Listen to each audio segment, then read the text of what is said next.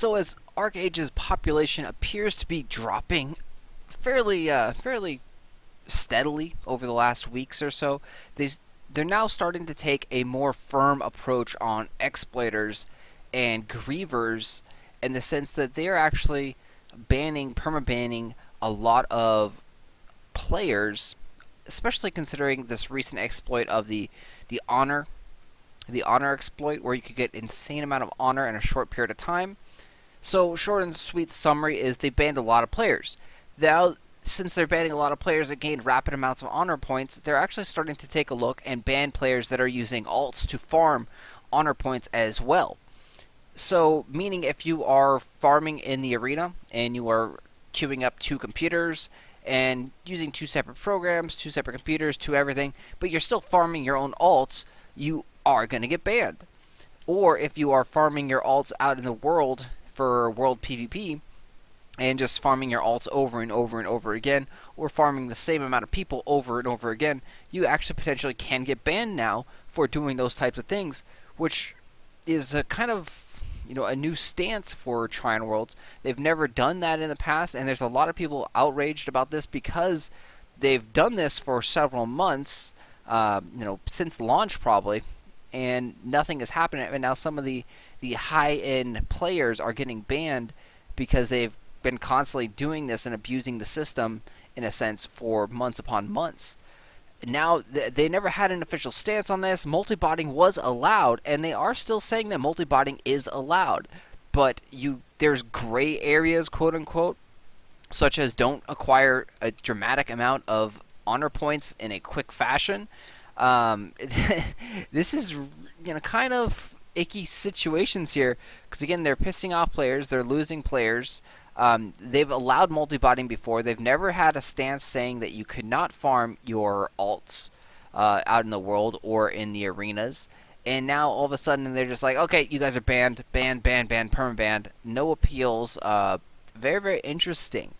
They're trying to get over this by saying, hey, we have dwarves coming to Archeage. They're going to be OP, blah, blah, blah. But a lot of people are on the fence on this, because again, they've never had a stance, and now they're just perma-banning people, not even giving warnings, or not even like destroying items and such. Just like, okay, you're banned. It's very, very interesting. Then the other aspect is that they did this new rum barrel racing event down the river, and they're changing their stance on like blockades. So blockades used to be allowed and you could do them, and it was kind of like all in good fun, but then a lot of players started complaining that this is grieving and then there's no point and this is just wrong, and we hate blockades, we need to change them. So they've been looking into blockades for like maybe 5 months now, and it's to the point where they are now kind of like flipped their stance on blockades of like, blockades are bad, do not do blockades. They haven't got to that exact wording yet, but they're getting there. They are destroying people that are blockading the river events. So people are spawning their clippers in the river, and they are not allowing other players to go through the event and have fun. And now I guess the GMs are magically appearing when people complain and then destroying clippers that are in the way. They're also, they're not allowing blockades of farms and such, so you cannot block farms off from people. There are very, very few allowed blockades now, and it's a very, very interesting flip and change. So some of the people don't like this change because they say they are going more Care Bear. Some of the people like this change because it's not as griever friendly anymore. And blockades really never did anything in the first place. Blockading a peace zone just to dick around, and AFK blockades, it just kind of was a dick move, they think. But you don't know. They marketed this game to the hardcore PvPers that wanted to grieve, and I think that was their mistake right there, because if they're changing all their stances, they're noticing that the population's declining. Those hardcore PvPers are leaving the game because the game itself isn't that great. There's flaws here and there, and they're pushing more players into safe zone like trade pack runs or coin purse farming, where you can do relatively safely. The open world PvP really isn't there. It's just a straight like kind of arena, and then the sieges the sieges don't really work out how they're supposed to, and it's always been broken.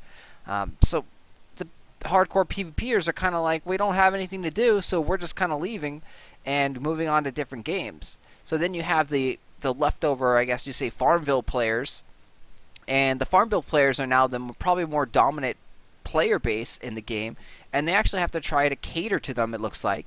And so they're kind of changing and shifting everything that's going around and making it a more, quote unquote, Care Bear game and standard MMO style game, because the Care Bears outweigh the hardcore PvPers, and they're trying to save the game, honestly. They've talked about merges and such, and things like that are coming down the line the end of this year. So it's very, very interesting to see how the game went from kind of like a hardcore PvP, open world PvP game to now we're going to go more Farmville with a little bit of PvP here and there. PvP can happen everywhere, but it's not really a big deal in the game. So it's very, very interesting to see their kind of change on stances, pretty much based on the population and based on a lot of the feedback that they're getting from players.